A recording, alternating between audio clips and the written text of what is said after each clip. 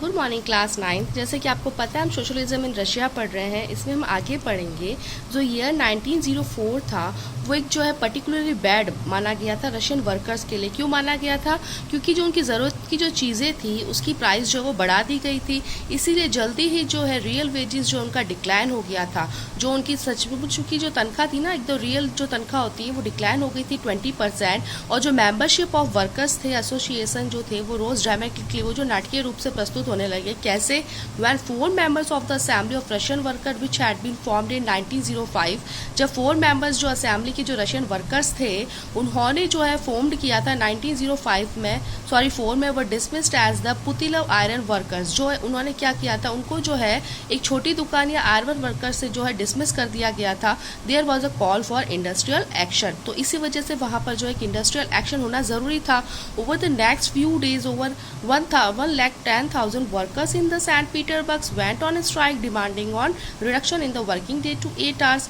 जब next few days में 1,10,000 workers ने सेंट पीटर्सबर्ग में वहाँ पर वो हड़ताल करने चले गए और उन्होंने डिमांड किया कि उनकी जो वर्किंग डेज जो है ना, जो 8 आवर्स तक वो लोग काम करते थे उसमें रिडक्शन, उसमें कमी कर दी जाए, एंड इंक्रीज इन वेजेस, और इसी के साथ में उनकी जो तनख्वाह है वो बढ़ा दी जाए और इम्प्रूवमेंट किया जाए उनकी वर्किंग कंडीशन के अंदर। When the possession of workers led by Father Gapan reached the Winter Palace, it was attacked by the police and the Cossacks। जब जो है पोसेशन की गई वर्कर्स की, जो फादर गोपेन के द्वारा लैड की गई, चलाई गई थी, उसका संचालन किया गया था, तो जो है वो वहाँ पर विंटर पैलेस के उधर वहाँ पर पहुंचे, लेकिन जो है उनके ऊपर अटैक कर दिया गया था पुलिस के द्वारा और जो क्रिश्चियन पीपल का ग्रुप था उसके द्वारा। ओवर 100 वर्कर्स वर किल। तो जो है 100 वर्कर्स जो वो मारे गए और 300 जो थे वो घायल हो गए थे। ये जो घटना जो थी उसको ब्लडी संडे के नाम से जाना जाता है और जो ये स्टार्टेड थी सीरियस इवेंट्स की, बहुत सारे इसके साथ ही बहुत सारी घटनाएं भी जुड़ गई थी, इसलिए इसको जो है 1905 रिवॉल्यूशन भी के रूप में जाना जाता है। स्ट्राइक्स जो हड़ताल थी वो पूरी कंट्री के अंदर हो गई थी और जो यूनिवर्सिटी थी उनको भी क्लोज कर दिया गया।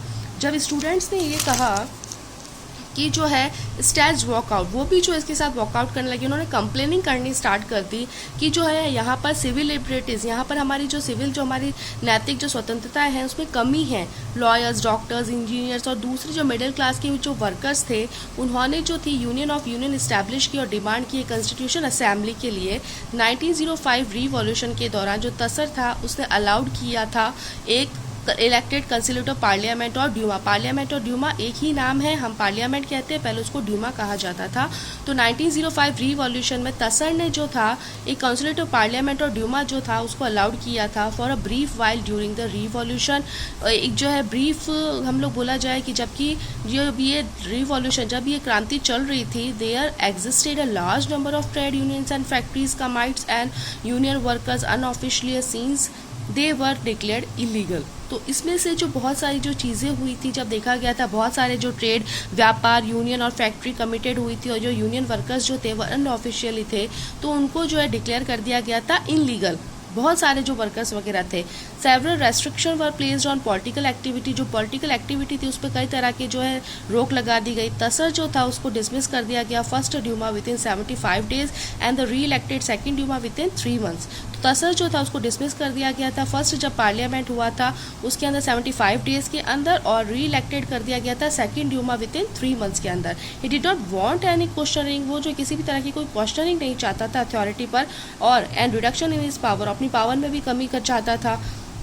ही change the voting laws and packed the third Duma, उसने जो थी वोटिंग लॉज को, यानी कि वोट देने के अधिकार कानून को जो है उसने क्या कर दिया, चेंज कर दिया, और थर्ड डूमा जो है वो स्टार्ट कर दिया था विद कंसर्टिव पॉलिटिशियन, और उसी के साथ में कंसर्टिव पॉलिटिशियन भी थे, लिबरल्स भी थे, और रिवॉल्यूशनरीज जो थे उसको कैप्ट आउट, उनको बाहर निकाल दिया। और जो फर्स्ट वर्ल्ड वॉर, अब नेक्स्ट हमारा आता है the First World War and the Russian Empire. अब फर्स्ट वर्ल्ड वॉर जो था वो कैसे हुआ, रशियन एम्पायर कैसे स्टैब्लिश हुआ, तो इन 1914 war broke out between 2 European alliances. 1914 में जो युद्ध हुआ था वो 2 यूरोपियन अलायंसेज के अंदर हुआ था। अब 2 ग्रुप्स बन गए थे इसके अंदर, ठीक है। फर्स्ट ग्रुप था हमारा जर्मनी, ऑस्ट्रिया और तुर्की जो सेंट्रल पावर के थे, और दूसरा जो ग्रुप था वो था फ्रांस, रशिया एंड ब्रिटेन, ये जो है लेटर इटली एंड रोमानिया। तो ये दो ग्रुप के इस तरह से लोग जो है आपस के अंदर बढ़ गए थे, आपस के अंदर कंट्रियाज बट गई थी। Each country had a global empire and the war was outside Europe as well in Europe. सभी कंट्रीज़ जो थी वो एक ग्लोबल एम्पायर था, उनका एम्पायर जो था एक ग्लोबल एम्पायर की तरह बहुत ही प्रतिष्ठित एम्पायर भी था। और जो वार जो था वो आउटसाइड यूरोप में भी था और इसी की तरह यूरोप के अंदर भी था।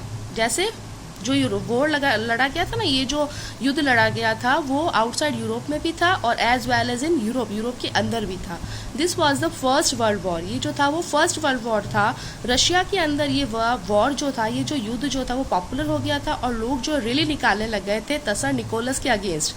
जब वॉर जो है कंटिन्यू हुआ तो तसर जो है उसने रेफ्यूज़ कर दिया कंसल्ट करने के लिए। मेन पार्टीज जो ड्यूमा के थे, जो पार्लियामेंट के थे, उन्होंने सपोर्ट वोट थे, उसने जो है सपोर्ट किया था जो है पतला सा जो है कपड़ा पहनने के लिए, जो कुछ भी उनका जो है एक सिंबल होगा उसका, उससे रिलेटेड उन्होंने जो है कुछ वॉर किया था। Thin anti German sentiments rain high, जो एंटी जर्मन जो सेंटीमेंट्स थे, जो एंटी जर्मन यानी कि जो जर्मनी के अंदर जो रहने वाले लोग थे उनकी भावनाएं जो थी वो हाई होने लग गई थी। As can be seen the remaining of Saint Petersburg, जैसा कि हमने देखा था सेंट पीटरबर्ग के अंदर जर्मन नेम एज पेट्रोगार्ड, तो एक तो जर्मन नेम है वो जो पेट्रोगार्ड था।